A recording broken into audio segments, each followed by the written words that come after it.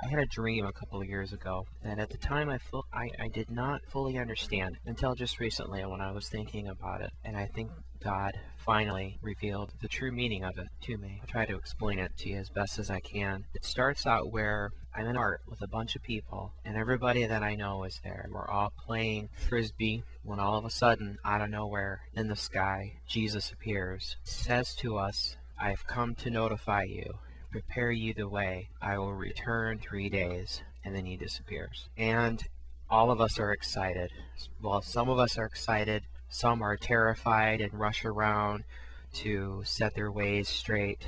And all of a sudden, rumors go around that people have found entryways into heaven. And there are two rumors. One rumor is that there's a bridge, that if you cross that bridge, on the other side of that bridge is heaven. The second rumor is that there's a gateway in the ground that leads to heaven. And then several people that are close to me get into a van and they say to me, "Come on, Charlie, we're going over that bridge and we're going home. We're going to heaven. Come with us." And I say, "No." I say, "This doesn't sound right to me. This just sounds too easy. This can't be that easy." And then one specific person reaches out his hand and says, "Last chance." And I said, "No, I'm sorry. This just doesn't seem right to me." And so that person slams the door shut and these people take off in the van. And I watch them as they cross the bridge, but something's very odd about the bridge. You can see one side of the bridge, but the middle of it, there's a bunch of fog. And then you can see the other side of the bridge. And on the bottom is water. And I watch the van go into the fog, but all of a sudden the van drops down and crashes into the water below.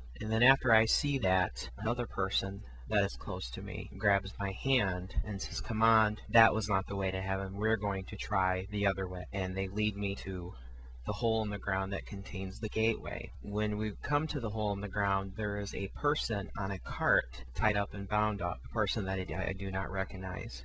And I say to them that I know, "Why is this person tied up and bound up?" And that person says to me, "Because we need to offer up a sacrifice in order to gain into heaven." And I say to him, "This doesn't seem right to me," but this person grabs a hold of my hand and forces me into the hole. We get to the gateway, which is actually a door. One person knocks on the door and says, "We have a sacrifice to buy our way in." And all of a sudden the door slams open and you look inside it, you can clearly see that it is hell. And the devil's hand, a giant hand, reaches out, grabs everybody except me as I get away from that person as fast as I can and pulls them into hell. And I get out of that hole and I run as far away from that hole as I can get. And then I come to a forest and I'm walking through the forest and there's nobody around. And then all of a sudden I notice a mountain, and on top of that mountain is a door with a bright light shining out from behind it. So I decide to climb that mountain, and it's a very, very rough mountain to climb. It takes a lot of work, dedication, sacrifice, but I make it to the top. And when I get to the top, I go to reach for the door, but all of a sudden it disappears. And then I reach for it again and it disappears. And then I say to myself, I must believe that the door is there.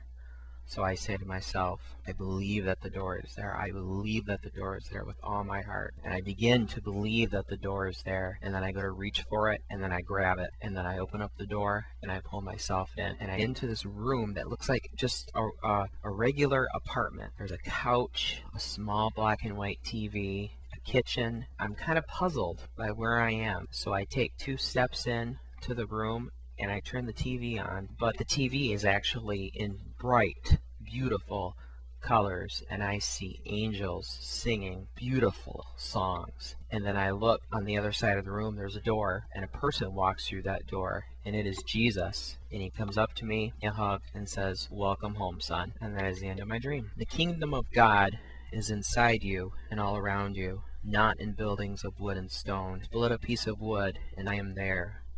Lift a stone, and I am there. Jesus said, "Let him who seeks continue seeking until he finds. When he finds, he will become troubled. When he becomes troubled, he will become astonished, and he will rule over all." Recognize what is in your sight, and what is hidden from you will become plain to you. For there is nothing hidden which will not become manifest.